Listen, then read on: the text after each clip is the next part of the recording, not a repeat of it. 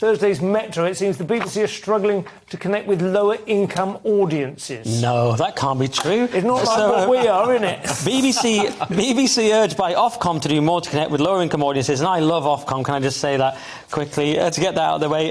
Yeah, of course, I mean, the BBC makes stuff for North London lefties like them. You know, they've got a huge chunk of the population, Middle England, whatever you want to call it, Brexit voters, whoever, that they basically don't like. And they've not really made a serious effort to be neutral. I mean, they did just a story very recently on the midterm elections. It was interviewing election denier Carrie Lake and all this kind of stuff. People get a bit sick of this. You could cite endless examples.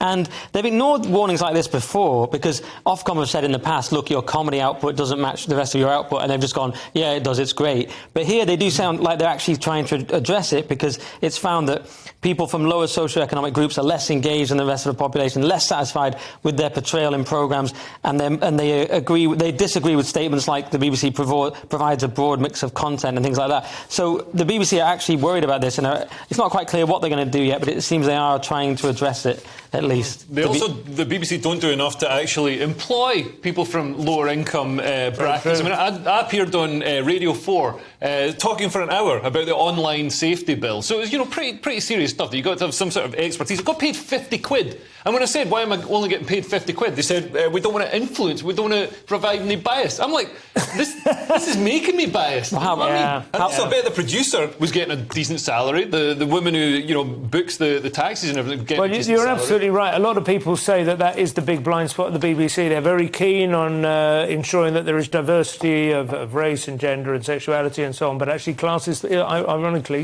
the one that lies at the bottom of it all. Can I just add to your anecdote? I did Sunday Morning Live. They're meant to give you 100 quid, gave me nothing, several follow-up emails. I just gave up in the end. I was like, these are like a bad comedy booker. I'll buy that debt off you. And they didn't know taxis either. I got the tube both ways.